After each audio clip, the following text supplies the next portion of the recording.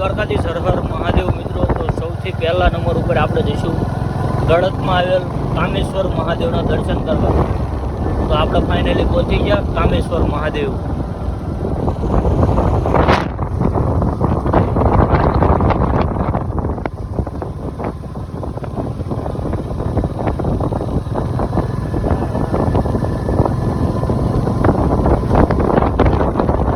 મિત્રો આપણે સૌથી પહેલાં કામેશ્વર મહાદેવના દર્શન કરીશું। પહેલું મંદિર આ, પછી બીજું જઈશું। જો અહીં છે આ સરસ મજાનું મંદિર અને કૂવાથી આપણે જળ લઈને જળ ચડાવીશું। શ્રાવણ મહિનાનો આજ દિવસ પૂરો થઈ ગયો છે અને બીજો દિવસ છે। VR4 4 જણા। જો આજુબાજુ સરસ મજાનું પાર્કિંગ ને દુકાનો ને બધું છે। સામે તમે પાર્ક કરી શકો છો ગાડી, બાઇક, કાર। બધી જગ્યાએથી તમને નાસ્તો મળી જશે, ફૂલ પ્રસાદી। હવે જઈશું આપણે સીધા જળ લેવા। ઓમ નમઃ શિવાય। તો અહીંયા સરસ મજાનું લખેલું છે।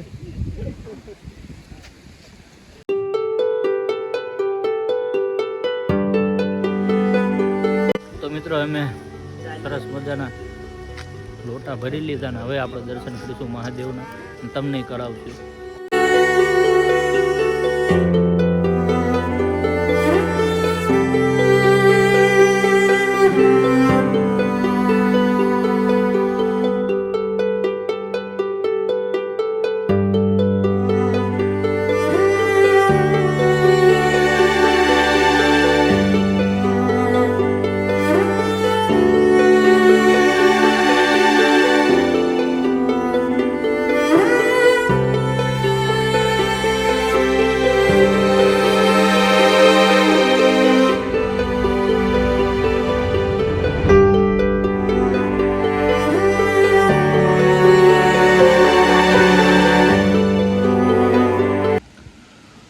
તો મિત્રો તમે મંદિરના દર્શન કરી લો। તો પાછળની સાઈડ જુઓ આવું બોર્ડ છે, ત્યાં આખો ઇતિહાસ લખેલો છે।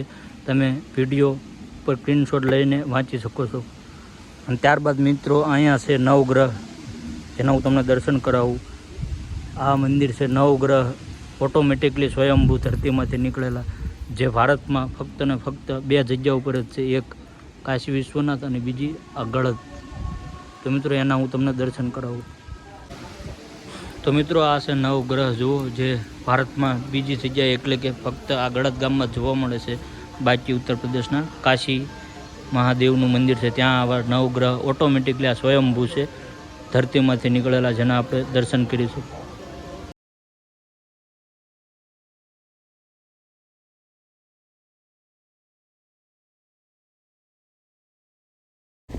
તો મિત્રો આપણે ગળત કામેશ્વર મહાદેવના દર્શન કરી લીધા। હવે તમને હું એક મૂર્તિ દેખાડીશ, સૌથી મોટી છે, સરસ મજાની। એ મૂર્તિના દર્શન કરાવીશ। જોડાયેલા રહેજો, મજા આવવાની છે। એની પાછળની સાઈડ જ છે, ક્યારે આવો તો આ જગ્યા પર જઈજો પાછા। મસ્ત જગ્યા છે, સરસ મજાના દર્શન થઈ જાવ। અહીંથી પછી આપણે જઈશું બિલ્લીમોરા સોમનાથ મહાદેવના દર્શન કરવા। તો જુઓ મિત્રો આપણે જઈશું આ મૂર્તિના દર્શન કરવા માટે। અહીં બાજુમાં જો સરસ મજાનું સરોવર છે, આઈ મીન તળાવ છે, અને અહીંયા આવી મૂર્તિ છે।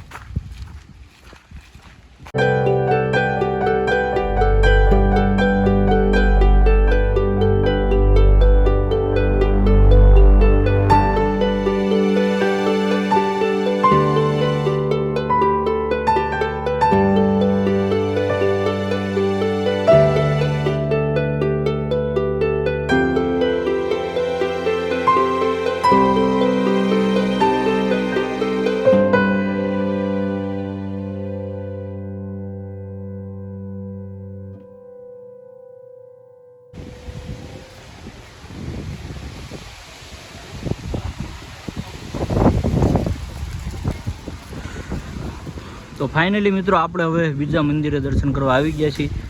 ત્યાંથી 13 કિલોમીટર છે, એટલે અડધી કલાક જેટલો સમય લાગે। આ છે દક્ષિણ ગુજરાતનું સૌથી મોટું મંદિર।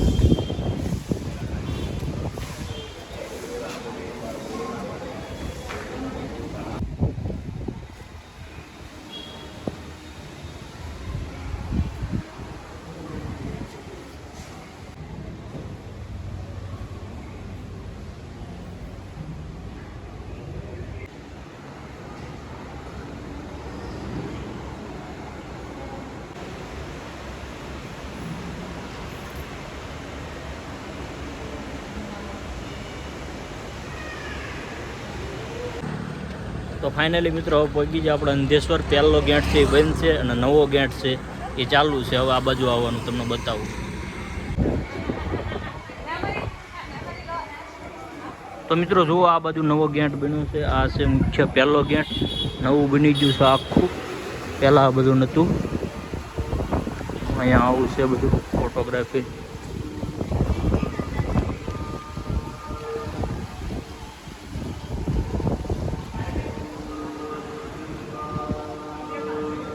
તો મિત્રો બધું છે ને નવું બની ગયું છે. સરસ મજાનું 12 જ્યોતિર્લિંગનું તમે જુઓ તો ખરા કેવું પહેલાં કરતાં બની ગયું છે વધારે સારું. બતાવું તમને બધી જગ્યા મસ્ત બની ગયું છે પહેલાં કરતાં. જો દ્વાદર જ્યોતિર્લિંગ તથા સાંસ્કૃતિક ધરોહર. આ ગેટેથી આપણે આવ્યા. આ છે મુખ્ય રોડ. આ બાજુ અહીં બૂટ ચંપલ કાઢીને આ બાજુ આપણે જવાનું છે.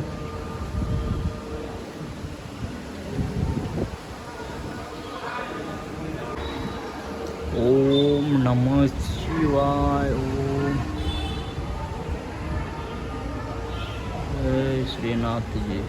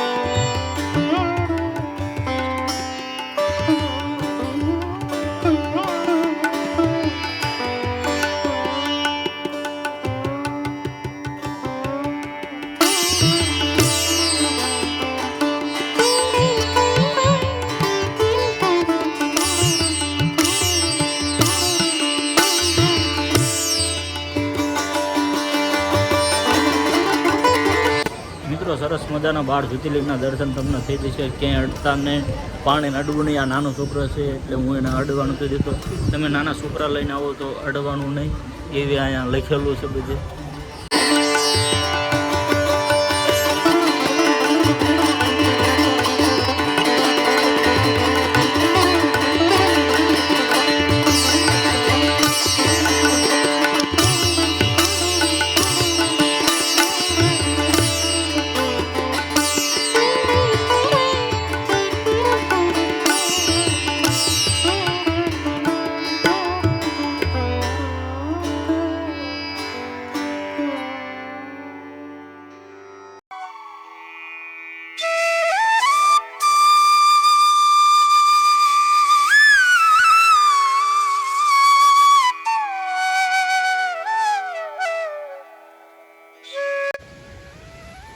તો મિત્રો તમે અંધેશ્વરના દર્શન કરો ને ત્યારબાદ આટલા મંદિર નીચે છે ગાર્ડનમાં. જો સાઈ કુટીર, શનિદેવ, હનુમાનજી મંદિર, શીતળા માતાનું મંદિર, ચંદ્રમૌલેશ્વર મહાદેવ, બળિયાદેવ અને આ ગાર્ડન.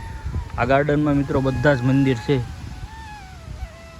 અહીંયા આવે પહેલું શનિદેવ. જો પહેલું છે લગભગ હનુમાનનું મંદિર મિત્રો. ત્યાં શનિદેવનું છે અને આ બધું છે ગાર્ડન છે અને બીજા નાનકડા એવા મંદિર છે. તો તમે અહીંના દર્શન પણ જરૂર કરજો.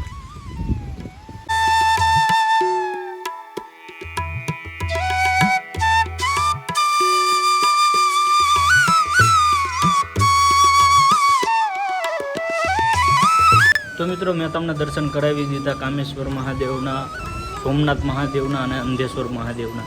તો તમે ક્યારે પણ બિલ્લીમોરા સાઈડ આવો તો તમને એક જ દિવસમાં 3 મંદિરના દર્શન થઈ જાય છે. મળશું નેક્સ્ટ વિડીયોમાં. ત્યાં સુધી બધાને જય દ્વારકાધીશ. હર હર મહાદેવ.